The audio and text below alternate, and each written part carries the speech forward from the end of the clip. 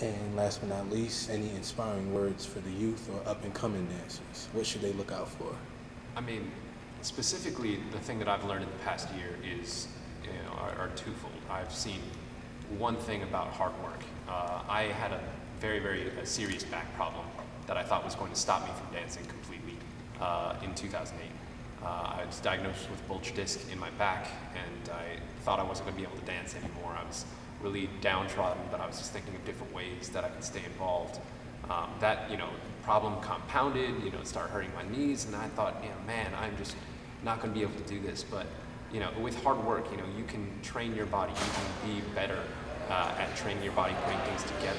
And after this year of physical therapy, training with Shockalock, being able to train and have this ridiculous training schedule, running a double life, hard work, you can do anything that you set your mind to, but you have to actually put the work in. The second thing is focus.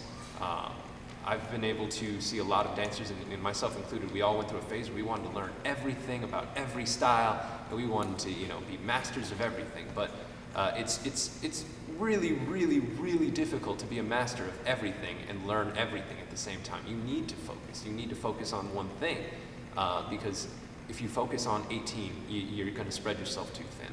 And so a word of inspiration, word of advice for other dancers is to find what you're good at, put your best foot forward, try to keep going. Yes, you need to work on your weaknesses, because there's a lot of things that you can improve on, and they'll all kind of come full circle. But if you're looking to be a master at something, if you're looking to master a dance, you cannot think that you're going to learn that dance in conjunction with 14 other dances.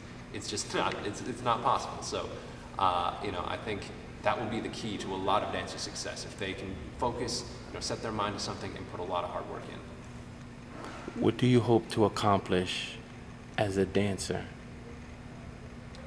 Well, as a dancer, I hope to hopefully do a couple things. One is continue with my dance teaching, because I've been able to spread dance to people that normally wouldn't. And I'm part of that group. I was this kid from Minnesota that didn't think he was going to ever teach people how to dance, but I've been able to spread that and become something that people didn't normally see me as. I was able to be an economics major, a hip-hop dancer, and moving forward, I hope to help dance even more as an administrator. I'm going for a master's in New York University for Performing Arts Administration, and I'm going to be finishing this May. And basically, traditionally, that degree is all for people who work in the ballet, who work in the opera, who are trying to help the arts run efficiently and put that together. But I want to bring that to hip-hop, because there's a lot of ways that we can improve on just the systems, the structures, the jams, everything that's been there.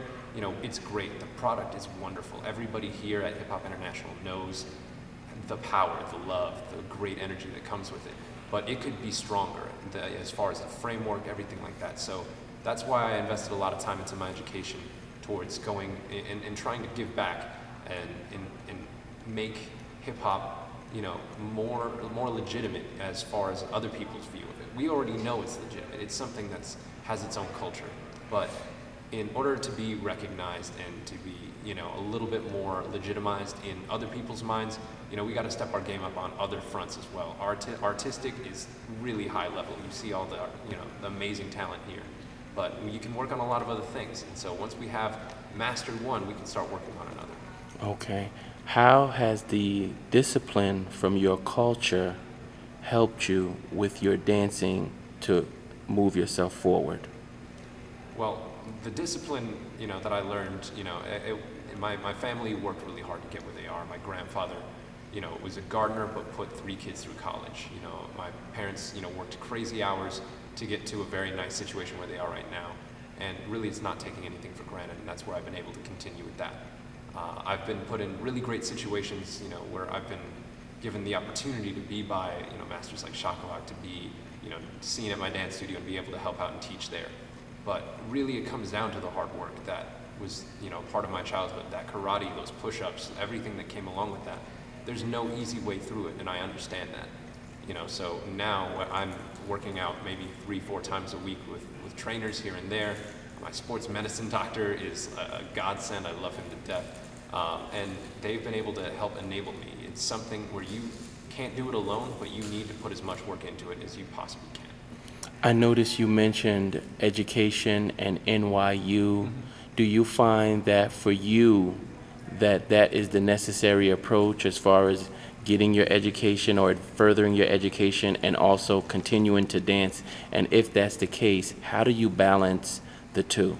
That's a tough question as far as balancing, education and dance, because yes, I think education is the forefront. It's the thing that everybody needs to have. I mean, you can't properly market yourself, if you aren't a good writer or a good speaker, or you're not going to be able to, impress, certain people that need to be impressed, that are skeptical about you.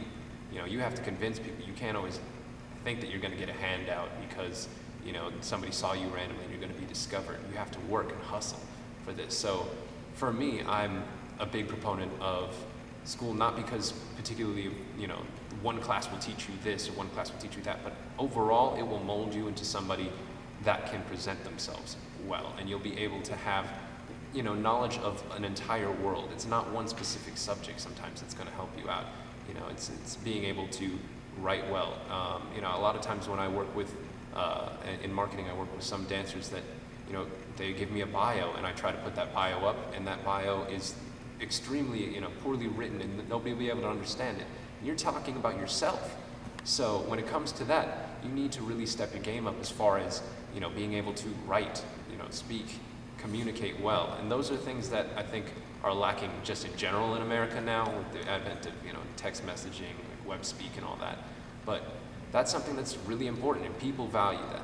It comes down to, people value somebody who can speak well, who can conduct themselves well, who has their, everything together, almost swore, but has all their stuff together, because if you don't have a solid front, people are going to see right through that, and they're looking for reasons to not hire, to not book you. You're trying to, put everything together where you're going to be the person that they want for that thing. No matter what it is, you need to have that. Okay. Do your friends and family support your decision to take dance serious and take it to the next level? Definitely. They've been extremely, extremely supportive. They're actually flying out from Minnesota to recruit me on tomorrow. I'm, very, very blessed that they have been so supportive. On top of that, I hope that I've gone about it in a way that is still respectful to them, because I know that, I'm not going to just go and, take what they gave me for granted. I'm going to take the opportunities that they've given me, and I'm going to treat them with a lot of respect. So it's not this whole thing of they support me no matter what, I support them too. There's a lot of times where people think, man, my parents just don't get me. But do you also get your parents? Do you also get the lessons that they're trying to treat and teach you? So I feel like I've been able to respect that well, and they've reciprocated it very, very well, and I can't imagine where I'd be without them. Okay. Is there anyone that you would like to send a shout out to, mention that? Well, I'd love to send a shout out to my family in Minnesota, my friends in New York that I've been able to dance with, everybody at PMT Dance Studio, especially my students. They've been extremely supportive of my training. They've been able to see me grow and see that I'm still a student. It's been able to help them, and ultimately I love, helping other people, and my students are the people that I can help directly. So big shout out to all of those people. My crew, part-time models, and they're all over the New York City area. What the Funk crew, and my old crew that I started with a great group of friends that continues on today, Epic Motion in New York City. All those crews, all those family members, everybody that I've met along the way. I want to thank you all for molding me to who I am today. Okay, thanks so much, and welcome to Dance Mogul Magazine. Thank you.